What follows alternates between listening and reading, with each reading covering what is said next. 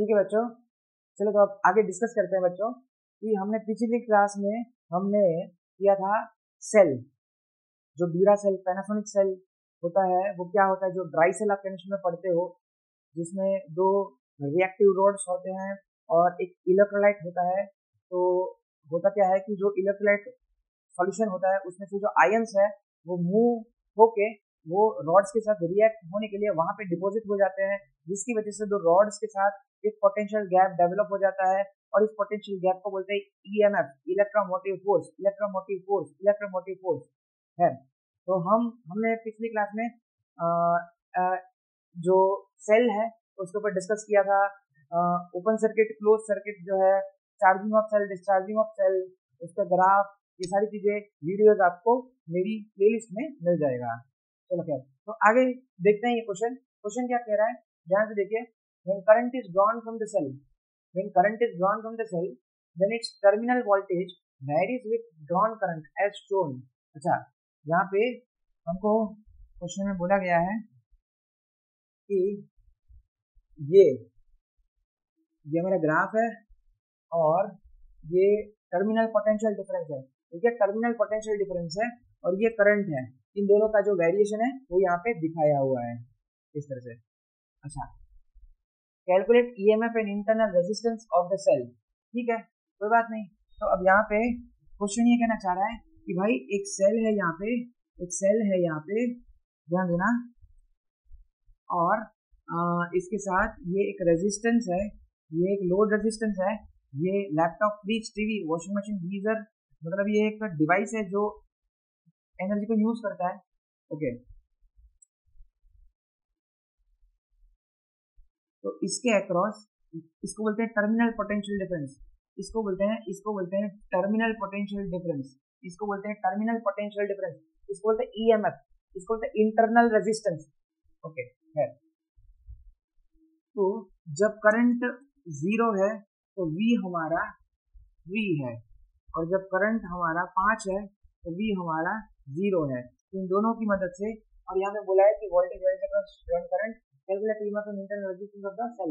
अच्छा, तो यहाँ पे क्या बोला है कि जो सेल है हमारा चार्जिंग सेल है कि डिस्चार्जिंग सेल है। आप क्वेश्चन को ध्यान से देखो, क्या बोला है कि when current is drawn from the cell, यानी करंट को सेल में से विथड्रॉ कर रहे हैं, करंट को सेल में से विथड्रॉ कर रहे हैं, करंट को सेल में से विथड्रॉ कर रहे हैं।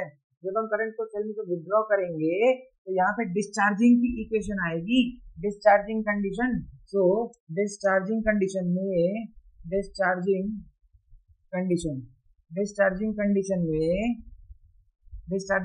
में V equal to E minus IR। तो V0 E पता नहीं है, I कितना है सर, 5 इंटू R कितना है, ये रहा। तो ये हमारी इक्वेशन नंबर 1 हो गई। और दूसरी इक्वेशन, भाई सर पहली जो इक्वेशन है सर वो मैंने यहाँ पे पुट कर दिया, और दूसरी जो इक्वेशन है सर अब वो मैं यहाँ पे पुट कर रहा हूँ। अच्छा, तो V कितना है सर, 3, E कितना है सर, पता नहीं, I कितना है सर, 0, इंटू R कितना है सर, पता नहीं। तो ये हो गई इक्वेशन नंबर 2। और यहाँ से देखो तो E हो जाएगा 3 वोल्ट, तो E हमारा हो जाएगा 3 वोल्ट, मतलब ईएमएफ हो जाएगा 3 वोल्ट, मतलब कि एनोड कैथोड के बीच का जो टर्मिनल गैप है, पोटेंशियल गैप है, उसके बीच का जो डिफरेंस है वो हो जाएगा 3 वोल्ट। अच्छा ठीक है सर, तो इसको यहाँ पे पुट करते हैं, इसको हम, ये जो है उसको हम इस इक्वेशन में पुट करते हैं। तो 0 equal to 3 minus 5R, hence R equal to 3/5, यानी कि कितना हो जाएगा, ये 0.6 ओम। तो ये हमारा आंसर हो जाएगा। तो सर इंटरनल रेजिस्टेंस 0.6 ओम है क्या? हाँ सर, इंटरनल रेजिस्टेंस मतलब जो इलेक्ट्रोलाइटिक सॉल्यूशन जो है उसमें जो आयंस का जो मूवमेंट है, उसमें जो आयंस को फ्लो करने में जो दिक्कत आती है, जो रेजिस्टेंस है वो 0.6 ओम है। हाँ ये सर सेल का रेजिस्टेंस है, हाँ सर ये इंटरनल रेजिस्टेंस है, हाँ। अच्छा, तो ये आपका एक क्वेश्चन था। चलो नेक्स्ट क्वेश्चन देखते हैं बच्चों। नेक्स्ट क्वेश्चन देखो क्या कह रहे हैं, आप पॉज करके पढ़ो आराम से, फिर मैं आप वर्कआउट करो, फिर मेरा वीडियो देखो। तो when external resistance of 18 ohm is connected across the cell, okay, then potential drop across the external resistance is 90% of the EMF। अच्छा, जो EMF है ना उससे 90% है, मतलब जो टर्मिनल पोटेंशियल डिफरेंस है वो 90% ऑफ द EMF है। Calculate internal resistance of cell. चलो ठीक है, अब यहाँ पे बोला है कि क्वेश्चन में बोला है कि सर जब ये सेल है और ये इंटरनल रेजिस्टेंस है और यहाँ पे एक्सटर्नल रेजिस्टेंस कंबाइन किया है, तो सर इसके अक्रॉस जो टर्मिनल पोटेंशियल डिफरेंस है सर, इसके अक्रॉस जो टर्मिनल पोटेंशियल डिफरेंस है सर, ये जो टर्मिनल पोटेंशियल डिफरेंस ये जो है वो 90% है ऑफ द EMF। 90% किसके? EMF के, यानी कि जो V voltage potential difference, terminal potential difference है ना, equal to 0.9 times of E। अच्छा ठीक है, और करंट जो है ऐसे। अब एक बात को समझो कि यार इसमें देखो टर्मिनल पोटेंशियल डिफरेंस जो है, जो टर्मिनल पोटेंशियल डिफरेंस है, जो टर्मिनल पोटेंशियल डिफरेंस है बच्चों, जो टर्मिनल पोटेंशियल डिफरेंस जो है वो EMF से छोटा है। अब आप ये समझो कि टर्मिनल पोटेंशियल डिफरेंस EMF से छोटा कब हो सकता है, चार्जिंग कंडीशन में कि डिस्चार्जिंग कंडीशन में? हमारे पास दोनों इक्वेशंस है। आप ये सोचो कि V equal to E minus I R और V equal to E plus I R. बताओ, पहली जो इक्वेशन है वो डिस्चार्जिंग ऑफ सेल है, पहली जो इक्वेशन है वो डिस्चार्जिंग ऑफ सेल है, पहली जो इक्वेशन है वो डिस्चार्जिंग ऑफ सेल है, दूसरी इक्वेशन चार्जिंग ऑफ सेल है। मैं क्या कह रहा हूँ कि जो पहली जो इक्वेशन है उसमें V और E में से बड़ा कौन है, V और E में से बड़ा कौन है? अब ध्यान से देखो, E माइनस आई आर मतलब सर E में से आई आर को माइनस करना है तब जाके V मिलेगा, मतलब सर E बड़ा है सर, तो इस केस में E ग्रेटर देन V होगा सर, क्योंकि E में से जब हम कुछ माइनस करेंगे तब जाके V मिल रहा है। तो सर ऑब्वियस बात हुई कि V तो बड़ा है, बात तो सही है, लेकिन सर यहाँ पर क्या बोला, हाँ यहाँ पर E greater than terminal potential difference है, मतलब सर यहाँ पे VE बड़ा है, मतलब सर यही इक्वेशन आएगी सर। सर यहाँ पे देखो सर, जो EMF है उसमें कुछ ऐड करेंगे तब जाके वोल्टेज मिलेगा, मतलब सर इस केस में होगा क्या सर, इस केस में क्या होगा सर, V जो है वो ग्रेटर देन E है सर। अब ध्यान से देखो भाई, बात समझ आई कि नहीं? अच्छा बहुत बढ़िया।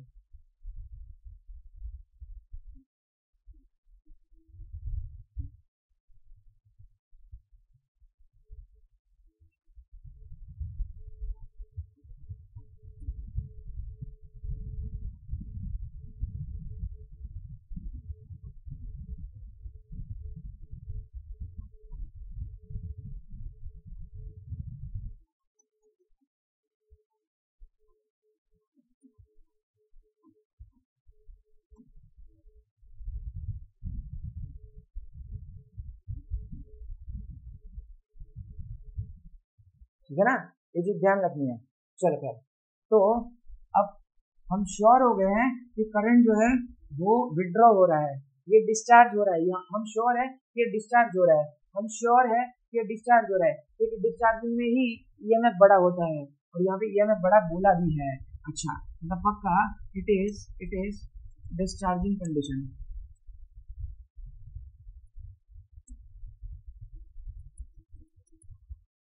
ठीक है बच्चों, चलो तो सर अब हम क्या करें, चलो हमको क्या इंटरनल रेजिस्टेंस फाइंड करना है। ठीक है सर, हमको पता है सर, अब तो सिंपल है सर कि V equal to E minus I R. Sir आपको एक बात बताऊं मैं सर, यहाँ पे क्वेश्चन में ये गिवन है कि R की जो वैल्यू है ना सर वो 18 ओम गिवन है सर, और करंट कितना है सर नहीं पता सर, और यहाँ पे वोल्टेज कितना है सर वो भी हमको गिवन है कि 0.9 टाइम्स ऑफ E, लेकिन सर EMF कितना है सर वो भी नहीं पता। कोई बात नहीं, तो यहाँ पे लिखूंगा 0.9 times of E equal to E minus I. I कितना है चलो देखते हैं, आई तो आई को हम लिखेंगे, आई को लिखेंगे E upon R plus R into R. क्या सर, आई को हम लिखेंगे E upon total resistance of the circuit, E upon total resistance of the circuit, E upon total resistance of the circuit. मैंने क्या यूज किया, Ohm's law use किया। अच्छा चलो, तो यहाँ से क्या हो जाएगा बच्चे, E sir 0.9 E equal to E minus E R upon R. R तो 18 है ना सर, आर 18 है तो यहाँ पे वैल्यूज पुट कर दो ना सर, तो 18 प्लस आर। चलो ई से ई कैंसल, ई कैंसल सर, ई कैंसल है ना। अच्छा तो यहाँ से क्या क्या बात बनेगी, यहाँ से देखो 0.9, यहाँ से ध्यान से देखना 0.9 equal to 1 minus R upon 18 plus R है ना, 1 आर अपॉन 18 प्लस आर। बस ठीक है, अब हम एलसीएम लेते हैं तो यहाँ पर भी 18 प्लस आर और यहाँ पर हो जाएगा 18 plus R minus R upon 18 plus R equal to 9/10 हो जाएगा, 0.9 है 9/10। चलो तो ये हो जाएगा sir 18 plus R minus R upon 18 plus R equal to 9/10। चलो आर से आर उड़ गया तो ये हो जाएगा सर, ये हो जाएगा 9/10 equal to 18 upon 18 plus R. Sir 18 और 9 उड़ जाएगा, यहाँ पे 2 बचेगा सर, तो यहाँ पे हम 2 लिख देते हैं सर, तो यहाँ से हो जाएगा सर, ध्यान से देखना सर, तो 1/10 equal to 2 upon 18 plus R. चलो क्रॉस मल्टीप्लीकेशन कर देते हैं बच्चों, तो 18 प्लस आर इक्वल टू 20 हो जाएगा, आर इक्वल टू 20 माइनस 18 हो जाएगा 2, यानी कि हमारा आंसर हो जाएगा 2 ओम। तो हमारा जो इंटरनल रेजिस्टेंस है वो 2 ओम हो जाएगा, यानी कि जो इलेक्ट्रोलाइट सॉल्यूशन जो है वो आयंस को मूव करने में 2 ओम का रेजिस्टेंस ऑफर करेंगे, फ्रिक्शन ऑफर करेंगे, प्रॉब्लम ऑफर करेंगे, ये हो जाएगा 2 ओम। नेक्स्ट क्वेश्चन देखते हैं बच्चों, नेक्स्ट क्वेश्चन देखो ध्यान से, क्या कह रहा है क्वेश्चन हमारा, आप पॉज करो, सॉल्व करो, फिर आओ यहाँ पे, क्योंकि बिना अटेम्प्ट करे आप सीधा सॉल्व करोगे तो पहली बात तो आप साइंस के स्टूडेंट हो नहीं। अगर आपने साइंस लिया है, अगर आप दिल से शिद्दत से तपश्चर्या कर रहे हो, नीट की प्रिपरेशन कर रहे हो, जेई की प्रिपरेशन कर रहे हो, फिजिक्स सीख रहे हो, तो फिर आप में दम होना चाहिए, आपको गट्स डेवलप करने पड़ेंगे। सबके बस की बात होती नहीं है ना फिजिक्स, सबके बस की बात होती नहीं है फिजिक्स, आपको गट्स डेवलप करने पड़ते हैं, और गट्स डेवलप करने के लिए आपको क्वेश्चन सॉल्व करने की स्किल डेवलप करनी पड़ती है। तो आप पॉज करो, सॉल्व करो, एंड देन फिर अपन डिस्कस करते हैं। When current of 4 ampere is drawn from the cell, then its terminal voltage is 20। क्या बात है, ये सेल हो गया। अच्छा ये जो वोल्टेज है वो 20 वोल्ट गिवन है, 20 वोल्ट गिवन है। अच्छा if current of 1 ampere is given, अच्छा current of 1 ampere is given to same cell. अच्छा 1 एम्पियर दे रहे हैं तो बात नहीं,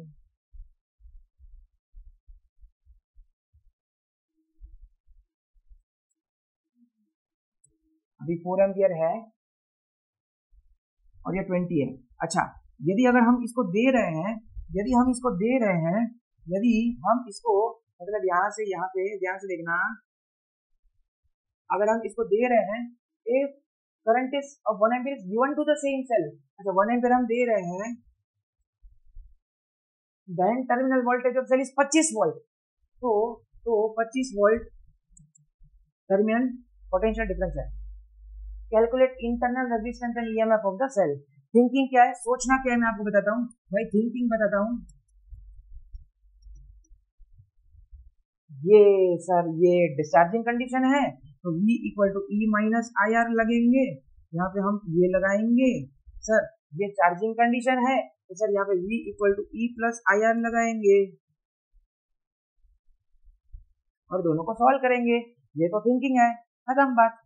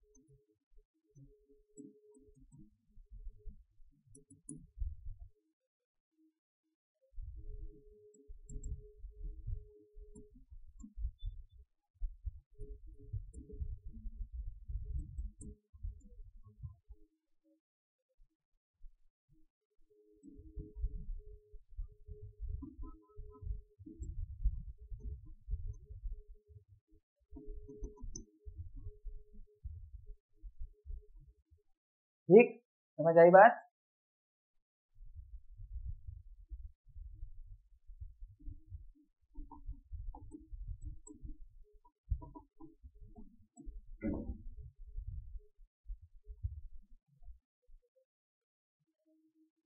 समझे?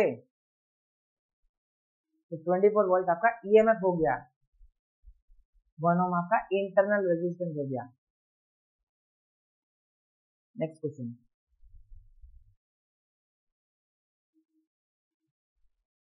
अब नेक्स्ट देखो क्या कह रहा है। ये कह रहा है कि electric power delivered by cell during withdrawal of current from the cell. देखो हमारे यहाँ पे अब देखो ये जो हमारे पास ये जो असाइनमेंट है, क्या कह रहा है कि electric power delivered by the cell, यानी कि जो सेल है वो कितना पावर डिलीवर करेगा। ये जो सेल है इस लैपटॉप को, ये जो सेल है इस फ्रिज को, वॉशिंग मशीन को, गीजर को, माइक्रो ओवन को, लैपटॉप को, मोबाइल को, मतलब यहाँ पे जो भी रेजिस्टेंस है उसको ये जो सेल है वो कितना पावर डिलीवर करेगा during withdrawal of current from the cell, during withdrawal of current from the cell. अच्छा, तो विड्रॉवल मतलब करंट जो है वो आएगा ऐसे। ओके, चलो तो हम यहाँ पे देखो ध्यान से देखना बच्चों, इसमें पहले ये देखो कि करंट सर्किट में से करंट कितना फ्लो हो रहा है, सर्किट में से करंट कितना फ्लो हो रहा है, E upon R plus R, ये तो इतना तो करंट फ्लो हो रहा है, E upon R plus R, मतलब ये वाला आर प्लस ये इंटरनल रेजिस्टेंस, कितना करंट जो है, कितना current will flow through the wire, ठीक है ना। अच्छा,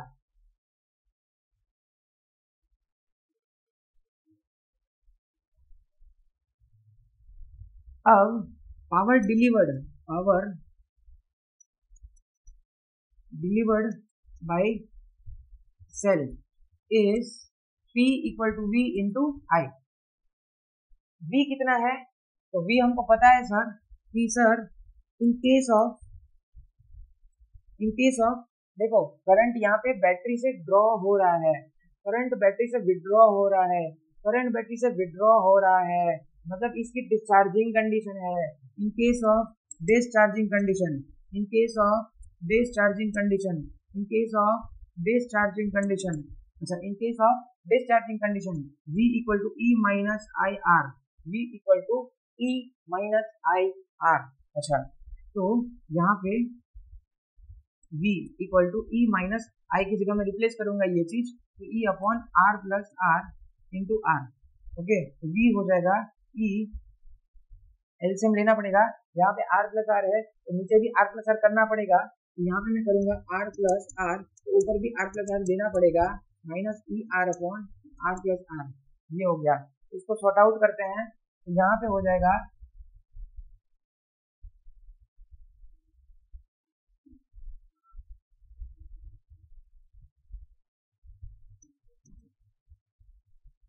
ई R plus E R minus E R upon R plus R, ये उड़ जाएगा, तो V हो जाएगा E R upon R plus R. ये आपका हो गया terminal potential difference of the cell. अब पावर कितना डिलीवर करेगा, तो डिलीवर्ड पावर की फॉर्मूला क्या है, P equal to V into I, P equal to V into I, P equal to V into I, P equal to V into आई। चलो, तो delivered power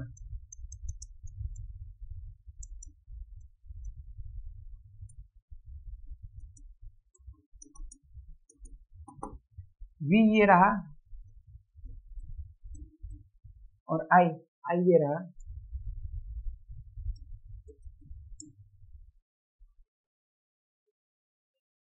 इसको सॉल्व करेंगे,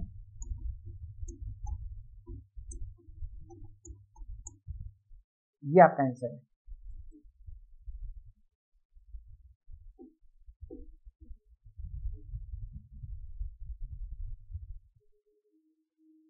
ये आपका आंसर है, ठीक है बच्चे।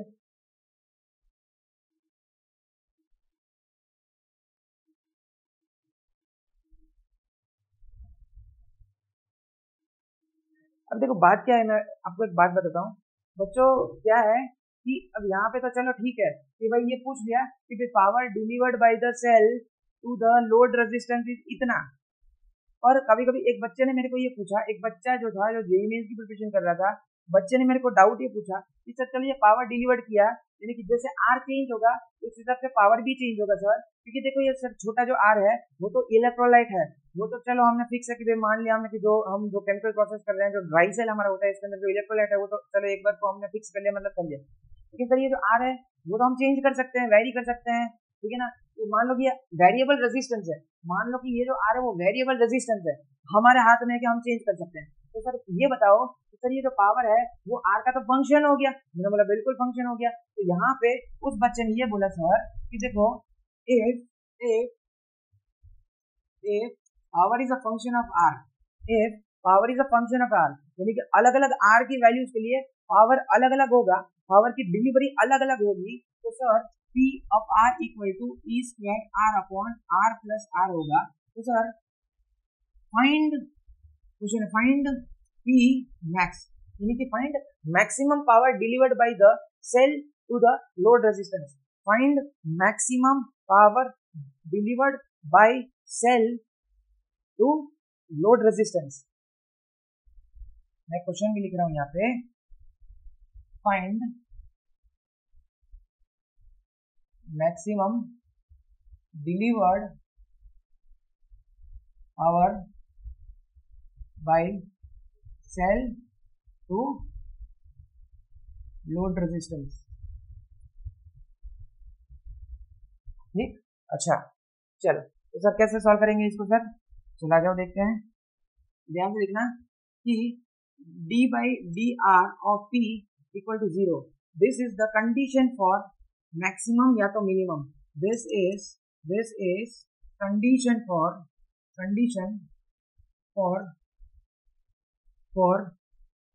maxima या तो मिनिमा। ये बेसिक कंडीशन है कि कोई भी क्वांटिटी अगर मैक्सिमम है या मिनिमम है तो उसका डिफरेंशिएशन जीरो होता है, ये तो कंफर्म है। अब उसका डिफरेंशिएशन जीरो होता है ये तो कंफर्म है, लेकिन अब उसका डबल डिफरेंशिएशन जो है वो हमको बताएगा कि भाई साहब वो मैक्सिमम है या मिनिमम है। पर जो डिफरेंशिएशन जीरो करेंगे वो तो कंफर्म है ये एक फंडामेंटल कंडीशन है कि भाई चाहे मैक्सिमम हो चाहे मिनिमम हो उसका डिफरेंशिएशन हमको जीरो कर देना बस। पर ये नहीं पता कि ये पावर मैक्सिमम ही है कि मिनिमम ही है। वो आपने पढ़ा होगा बेसिक मैथ्स में कि अगर डबल डिफरेंशिएशन करने पे अगर आपकी जो वैल्यू है वो अगर लेस देन जीरो आ रही है तो आपका जो पावर है वो मैक्सिमम होगा। पर इस कंडीशन में मैं आपको कह रहा हूँ कि हमको जो मिलेगा वो मैक्सिमम पावर ही मिलेगा। चलो अपन डिस्कस करते हैं। तो d बाई डी आर और E square R upon R plus R equal to 0। चलो तो यहाँ पे r प्लस आर कॉमन आएगा d by D R of R, ये ई स्क्वायर को कॉमन निकाल के जीरो में डाल दो, ई स्क्वायर को कॉमन निकाल के जीरो में डाल दो, ई स्क्वायर को कॉमन निकाल के जीरो में डाल दो। तो यहाँ पे आर बनाना ये minus R into D by D R of R plus R upon R plus R का स्क्वायर इक्वल टू 0 है ना। अच्छा सर ये हो जाएगा sir R plus R into D R by D R तो 1 हो जाएगा, D R by D R तो 1 हो जाएगा बेटा, D R by D R तो 1 हो जाएगा बेटा, माइनस आर इंटू ये, तो यहाँ पे हो जाएगा D are upon D R plus ये तो कांस्टेंट है, आर तो कांस्टेंट है, छोटू आर तो कांस्टेंट है तो उसका 0 अपॉन आर प्लस आर का स्क्वायर इक्वल टू 0। ये टर्म भी 0 में जाएगी, ये डिनोमिनेटर भी 0 में जाएगा, डिनोमिनेटर भी 0 में जाएगा, डिनोमिनेटर भी 0 में जाएगा, डिनोमिनेटर भी 0 में जाएगा। अच्छा D R by D R 1 हो जाएगा। ओके तो R plus R equal to R ये तो 1।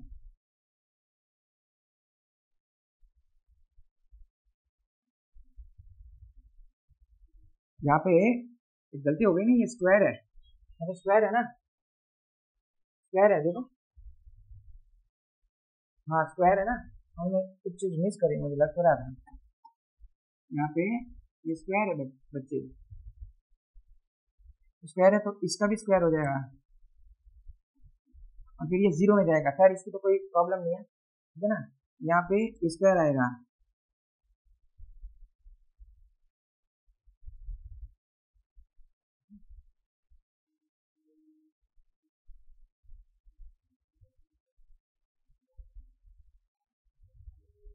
तो ये हो जाएगा आर स्क्वायर,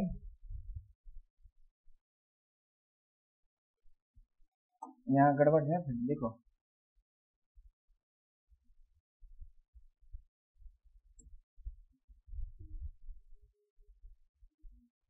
ये चीज 0 में जाएगा तो आर प्लस आर का स्क्वायर इंटू 1 माइनस आर, ये जो है वो 2 times of R plus R हो जाएगा, 2 माइनस 1 हो जाएगा इक्वल टू 0। ये चीज 0 में गई तो डिनोमिनेटर जो है वो 0 में चला गया सर, है ना। अच्छा अब यहाँ पे सॉर्ट आउट करते हैं सर, इसको सॉल्व करते हैं सर।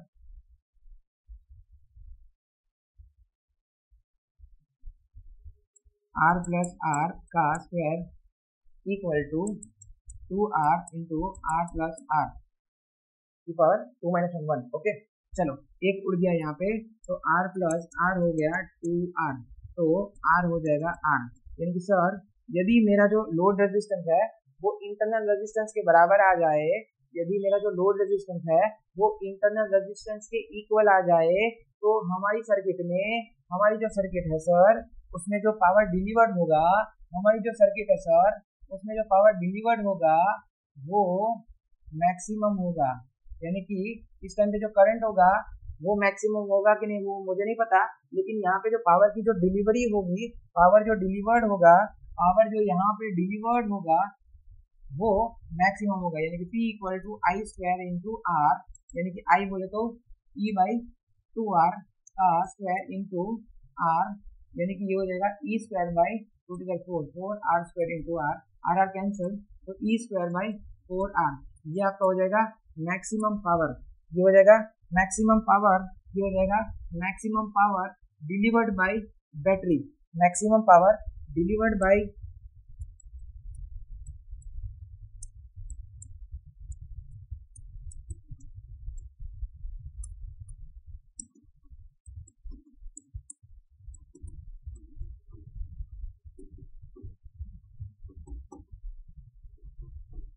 ये बात है। अब बच्चे क्या पूछते हैं पता है, बच्चे पूछते हैं सर मतलब आप एक बात बताओ सर कि जैसे मान लो आपने यहाँ पे आर जो है मान लो वेरिएबल है ना, ये मान लो आर वेरिएबल है, ये हमारे हाथ में हम चेंज करना है तो हम चेंज कर सकते हैं। मतलब सर अगर आपने आर को चेंज किया, आर को इंक्रीज करते गए करते गए करते गए करते गए करते गए करते गए, तो अगर हम आर को इंक्रीज करेंगे तो जो पावर डिलीवर्ड होगा वो भी उस हिसाब से वेरी करेगा, क्योंकि करंट उस हिसाब से वेरी करेगा। तो सर इसका ग्राफ एक बार बताओगे कैसा आएगा? मैं आपको ग्राफ बताता हूँ इसका कि ग्राफ कैसा आएगा, ध्यान से देखना। जब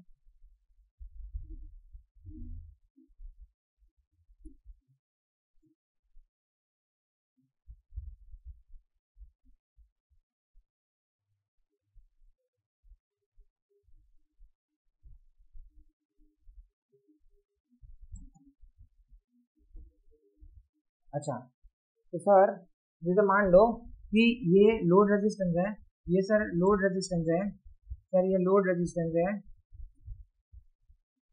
ओके। मतलब जो लोड खा रहा है, मतलब जो एनर्जी कंज्यूम कर रहा है, मतलब हमारा device, laptop, fridge, TV, washing machine, geyser, fan, tube light etcetera, ये पावर डिलीवर्ड है। तो जब R इक्वल टू R होता है ना सर, तब पावर मैक्सिमम होता है सर, याद रखना सर, अब ये भी डिस्कस किया सर। अच्छा उसके पहले कैसा होता है सर, आप एक बात बताओ इसकी जनरल इक्वेशन क्या है सर? तो जनरल इक्वेशन थी P equal to E square upon R plus R का स्क्वायर इंटू आर, ये था।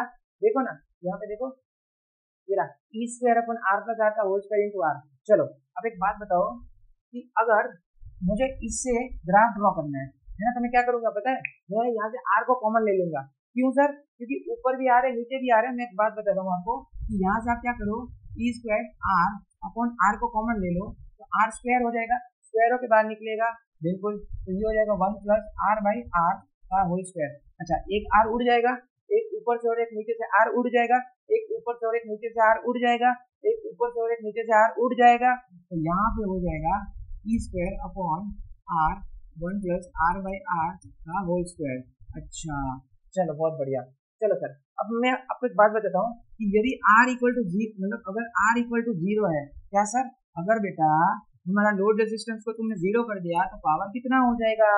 चलो यहाँ पे जीरो रखो, यहाँ पे जीरो रखो, 1 plus R upon zero, R upon zero मतलब इनफाइनाइट, ये नीचे का टर्म तो इनफाइनाइट हो गया, नीचे का टर्म तो इनफाइनाइट हो गया, और उसका स्क्वायर है ना, तो पावर तो हमारा जीरो हो जाएगा ना फिर। अभी नीचे जो इनफाइनाइट है उसका स्क्वायर है बेटा, तो ये टर्म तो कितनी भयंकर हो गई है, तो यहाँ पे 1 अपॉन इनफाइनाइट हो गया है, और तो पावर हमारा क्या हो जाएगा? जीरो हो जाएगा। अच्छा, आर यदि इनफाइनाइट मान लो, आर अगर इनफाइनाइट मान लोगे, आर अगर इनफाइनाइट मान लेंगे तो वहां पर भी क्या हो जाएगा कि रेजिस्टेंस अगर इनफाइनाइट मान लोगे, अगर रेजिस्टेंस इनफाइनाइट मान लोगे तो होगा क्या कि ध्यान से देखना,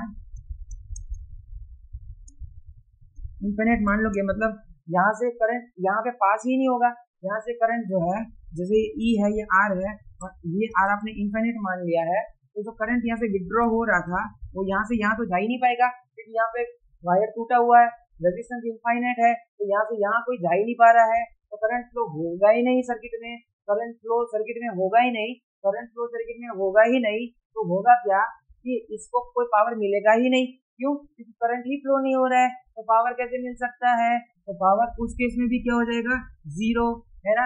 और रही बात कि जब R equal to small r है, रही बात क्या सर, जब R इक्वल टू R है ना, तो उस टाइम पे जो मैक्सिमम पावर जो है ना सर, वो हो जाएगा सर E² बाई 4R, है ना। ये रहा, देखो मैंने यहाँ पे लिखा है, अब देखो ध्यान से देखो, ये मैंने यहाँ पे किया है ना, E² बाई 4R, सर ये मैक्सिमम पावर है सर, ये मैक्सिमम पावर है सर। अच्छा, तो फिर इसका ग्राफ कैसा आएगा सर? तो मतलब सर जब R आपका जीरो है तो पावर भी जीरो, और फिर R आपका जब इनफाइनाइट है ना सर, तब भी पावर जीरो, टेंस टू मतलब इनफाइनाइट मतलब बहुत ज्यादा, तो उस टाइम पे टेंस टू जीरो मतलब जीरो ही, लेकिन बोलते टेंस टू जीरो, ठीक है। तो सर हमारा जो ग्राफ है ना वो कुछ ऐसा बनेगा सर, ऐसा करके ये ऐसे लाइक दिस बनेगा, इस तरह से बनेगा, ठीक है। और मैं आपको ड्रॉ करके बताऊं तो ये रहा, R इक्वल टू R पे पावर जो है वो P मैक्स बनेगा, पावर जो है वो मैक्सिमम होगा एट दिस रेजिस्टेंस, है ना। तो मैं नोट करके लिख रहा हूँ यहाँ पे, in case of load resistance equal to internal resistance of cell. In case of load resistance equal to internal resistance of cell,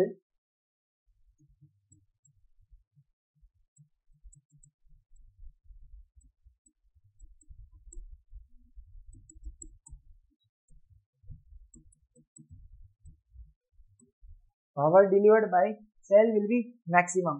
Power delivered by cell will be maximum. ये कहानी है, ठीक है। इसको एक बार लिखना जरूर, लिखने से आपके दिमाग में इंस्टॉल होगा, लिखने से आपके दिमाग में रिसीविंग पावर बढ़ेगा, ग्रास्पिंग पावर बढ़ेगा, तो आप इसको लिख के दिमाग में एक बार वन टाइम लिखना कंपल्सरी होता है, ठीक है।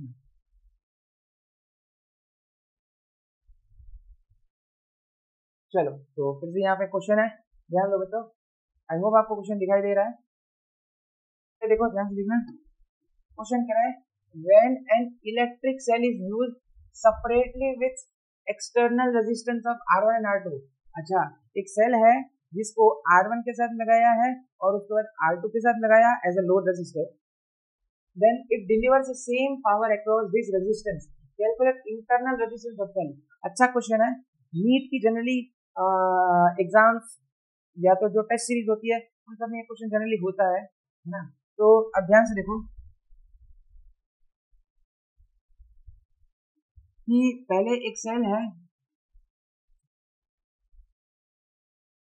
ये R1 के साथ इसको यूज किया है, और इसी सेल को हमने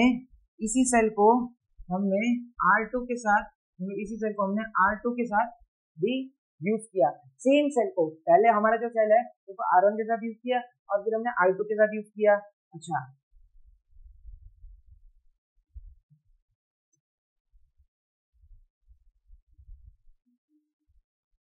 ठीक है, चलो तो बोला ये है it deliver some power across this resistance. Okay, it deliver same power, sorry same है ना। चलो यहाँ पे पावर की डिलीवर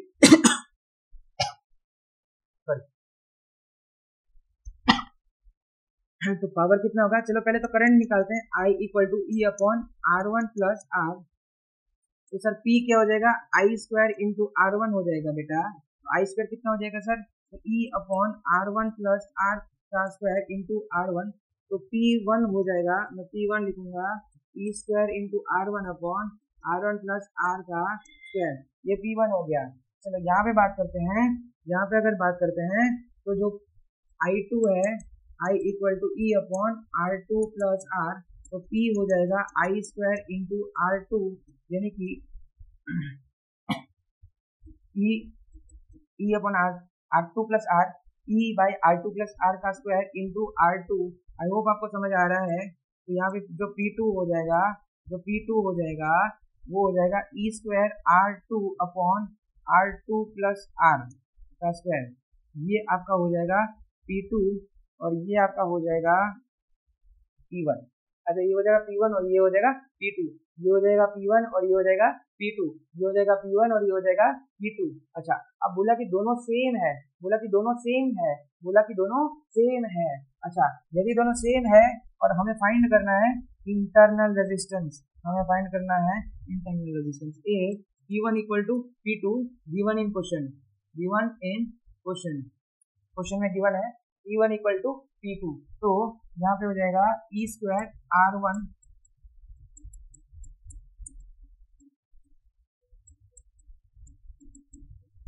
ई स्क्वायर से ई स्क्वायर कैंसल, R1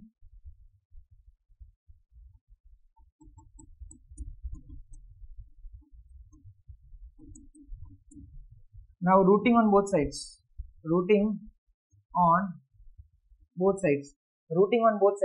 दोनों से रूट करने से R1 अपॉन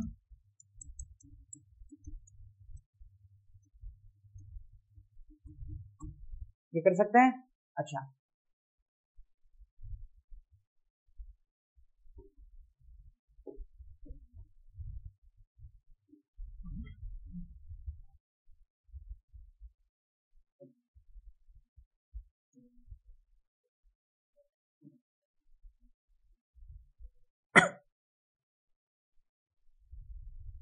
चलो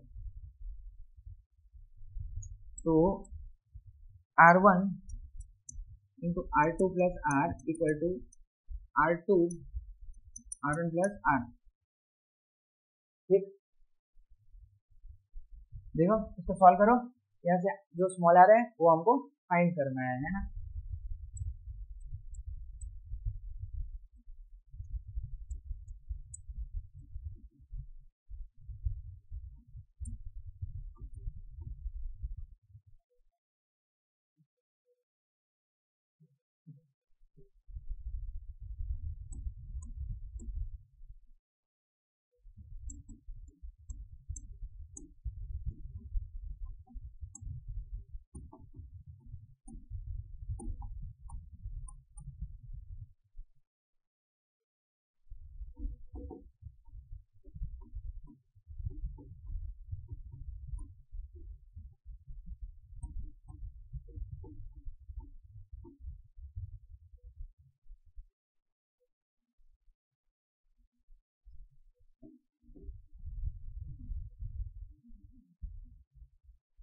ये मेरे बाद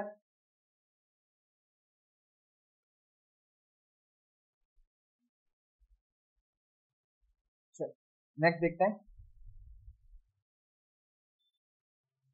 अब देखो कॉम्बिनेशन ऑफ इलेक्ट्रिक सेल्स, अब जो भी सेल्स है, अब यहाँ पे ध्यान देना कि जो भी सेल्स है, कि जैसे सेल को हम ऐसे डिनोट करते हैं, मान लो यहाँ पे कॉम्बिनेशन उसके, तो जो कॉम्बिनेशन है जनरली पहला जो कॉम्बिनेशन है वो है series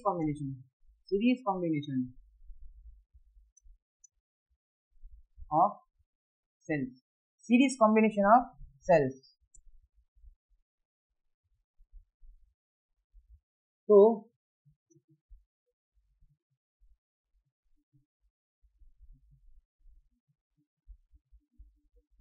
E E1 R1, E2 R2, E3 R3, E4 R4, E5 R5। चलो, तो A और B के बीच में ये सेल्स है।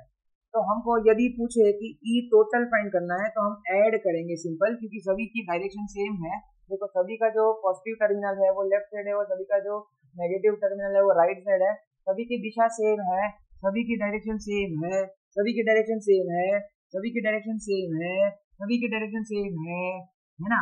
तो यहाँ पे हो जाएगा E1 plus E2 plus E3 plus E4 plus E5, ये हो जाएगा। और R टोटल हो जाएगा, क्योंकि सब लोग सीरीज कनेक्शन में है, तो यहाँ पे हो जाएगा R1 plus R2 plus R3 plus R4 plus R5, है ना। ये तो बात हो गई सीरीज कॉम्बिनेशन की। कभी बच्चे क्या पूछते हैं, सर मान लो कि सभी सेल जो है उसकी वैल्यू सेम है, सभी सेल की वैल्यू सेम है, सभी सेल्स जो है उसका मैग्नीट्यूड सेम है, तो सर उसका आंसर क्या आएगा। मैं बोलता हूँ बच्चों, जितना है ना E1 E2 E3 E4 E5, तो in case of E1 equal to E2 equal to E3 equal to E4 equal to E5, है ना, and R1 equal to R2 equal to R3 equal to R4 equal to R5, तो जो हमारा E total हो जाएगा वो हो जाएगा n टाइम्स ऑफ E, यानी कि 5 टाइम्स ऑफ E हो जाएगा। E 5 times of E। यदि R टोटल कोई पूछे तो हम बोल देंगे कि 5R हो जाएगा, वो भी NR हो जाएगा, R, तो ये हो जाएगा 5R। लेकिन कभी कभी मैं जनरली बच्चों को एक क्वेश्चन पूछ लेता हूँ ऐसे कि भाई बच्चे, अगर आप एक बात को समझो बच्चे, कि मान लो कि क्वेश्चन आपको ये पूछे कि जैसे एक क्वेश्चन के तौर पे कि जैसे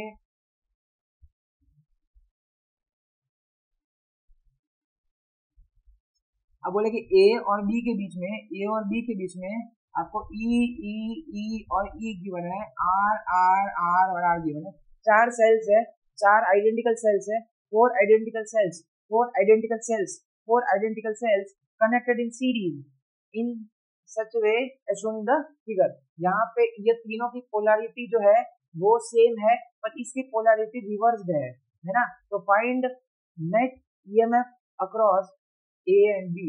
तो यहाँ पे क्या हो जाएगा बच्चों, ये प्लस है, ये माइनस है, ये प्लस है, ये माइनस है, ये प्लस है, ये माइनस है, ये माइनस है, ये प्लस है। देखो इसकी पोलैरिटी रिवर्स है, तो होगा क्या यहाँ पे कि यार ये जो करंट है वो ऐसे ड्रॉ करेगा, ये करंट को ऐसे ड्रॉ करेगा, ये करंट को ऐसे ड्रॉ करेगा, भाई ये करंट को रिवर्स ड्रॉ करेगा, ये इसकी इफेक्ट को मारेगा, तो मतलब ये जो है और ये जो है दोनों सेल्स कैंसल आउट हो जाएंगे, उसकी एक दूसरे की इफेक्ट जो है वो नलीफाई हो जाएगी, है ना, न्यूट्रलाइज हो जाएगी। तो यहाँ पे E टोटल हो जाएगा E प्लस ई माइनस ई, यानी कि 4 थे, 2 गए, बचा 2E। और R टोटल क्या हो जाएगा, R plus R plus R plus R. बच्चे बोलते सर यहाँ पे ये रिवर्स पोलैरिटी है, तो ये R ने ये R को नहीं मार डाला। रेजिस्टेंस थोड़ी ना इफेक्ट को कैंसिल करता है, रेजिस्टेंस तो करंट जो है उसको कंट्रोल करने का काम करता है। तो रेजिस्टेंस की कोई डायरेक्शन थोड़ी ना होती है कि तुम इसको कैंसिल कर दोगे। तो यहाँ पे जो रेजिस्टेंस हो जाएगा R प्लस आर, यानी कि 4R ही रहेगा। बात समझ आई।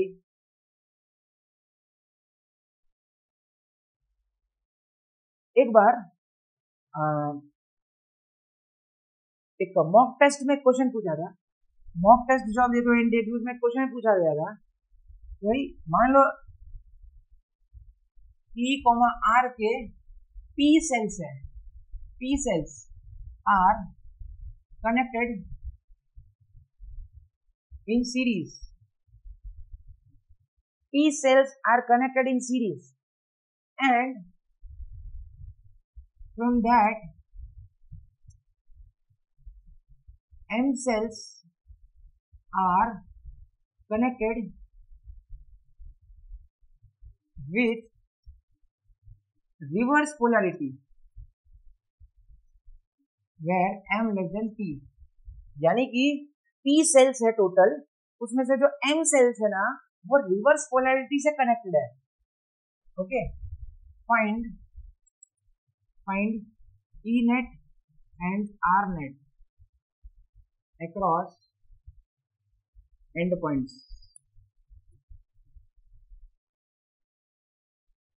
फिर से मैं क्वेश्चन रिपीट कर रहा हूँ, ई कॉमा आर वाला एक सेल है, ऐसे हजारों सेल्स है, ऐसे 30 सेल्स है, जिसमें से m number of cells are reversely connected, are connected with reverse polarity, find net EMF and net resistance of the circuit.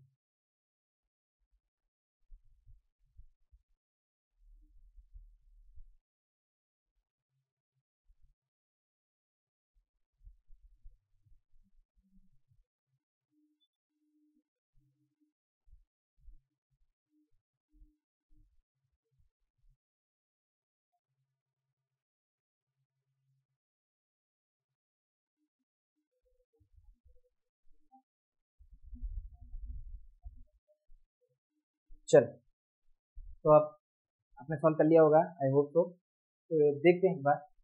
Here P sales है ना, ऐसे, मतलब मैं आर नहीं ड्रॉ कर रहा हूँ क्योंकि यहाँ पर ही बोल दिया है कि ई कॉमा आर है, ठीक है, ये सेल का सिंबल जो है आर उसमें इंक्लूडेड है, आप ऐसे समझो, और ऐसे पी सेल्स है, और भाई उसमें से एम जो सेल्स है ना, यानी कि ये तो पी हो गया, पी सेल्स है तो मतलब पी हो गया। अच्छा, लेकिन बात क्या है, उसमें से m सेल्स रिवर्स कनेक्टेड है।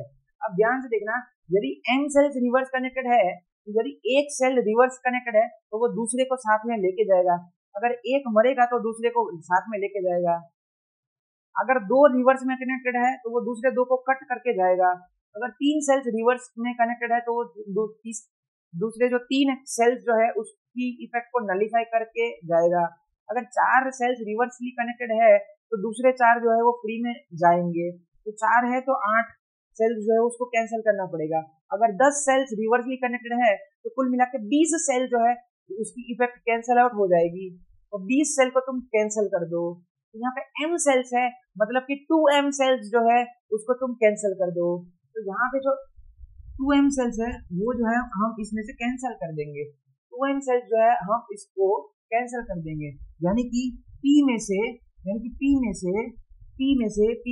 2m सेल्स को हम कैंसिल कर देंगे।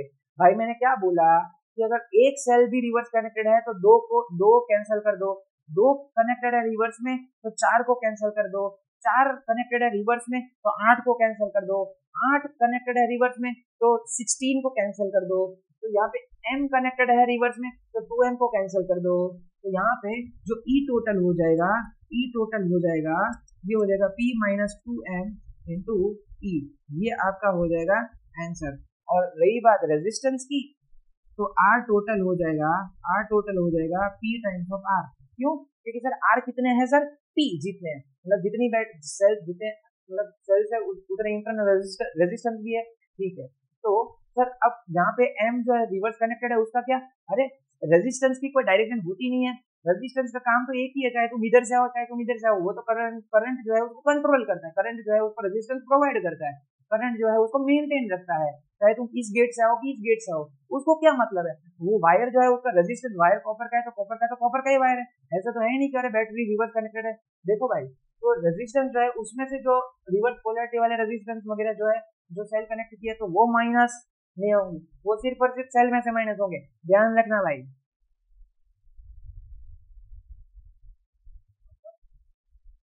बात समझ आएगी कि नहीं, तो ये सीरीज कॉम्बिनेशन हो गया, ये क्या हो गया, सीरीज कॉम्बिनेशन हो गया, ये क्या हो गया, सीरीज कॉम्बिनेशन।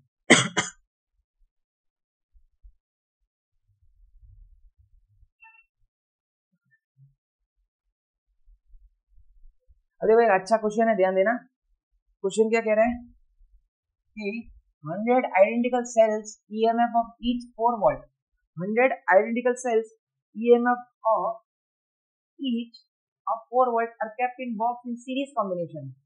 100 identical cells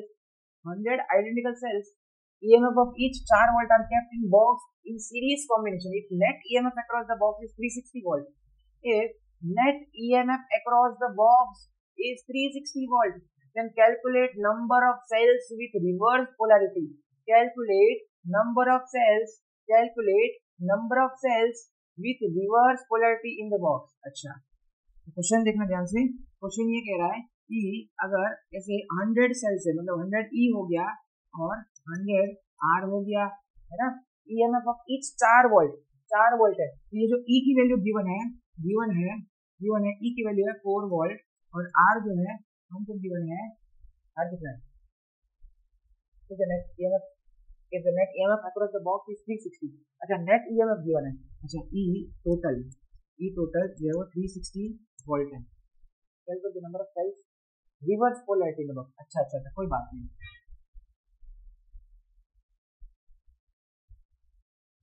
चलो आर तो गिवन है नहीं, कोई बात नहीं, इसको छोड़ो, आर हमको नहीं पता है ना। अब देखो ध्यान से देखना है, जैसे मान लीजिए ये तो बॉक्स है हमारा, ये हमारा बॉक्स है, ध्यान देखना ये हमारा बॉक्स है। अब मान लो n number of cells reverse polarity है, n number of cells reverse polarity है। फॉर एग्जांपल मान लो n cells connected in reverse polarity, n cells connected in reverse polarity, तो मतलब 2n cells गए, यदि n सेल रिवर्स पोलैरिटी में है तो 2n सेल गए, तो यहाँ पे E टोटल क्या हो जाएगा, E टोटल हो जाएगा सर 100E में से n टाइम्स ऑफ E को तो कैंसिल करना पड़ेगा सर, E की वैल्यू गिवन है यानी कि 400 में से 4n कैंसिल करना पड़ेगा और E टोटल 360 गिवन है, तो ये हो जाएगा 4n इक्वल टू 400 माइनस 360, ये हो जाएगा 40, तो 4n तो n हो जाएगा 10। तो 10 सेल्स जो है वो रिवर्स कनेक्टेड है, 10 cells are connected with reverse polarity, यानी कि 20 सेल्स की इफेक्ट कैंसिल हो जाएगी, मतलब 10 तो खुद ही रिवर्स है और दूसरे 10 को वो लेके जाएगा, इसके अंदर 10 आएगा। ठीक है बच्चों, तो अगले टॉपिक जो है वो नेक्स्ट क्लास में डिस्कस करते हैं, तब तक stay tuned, stay connected, bye.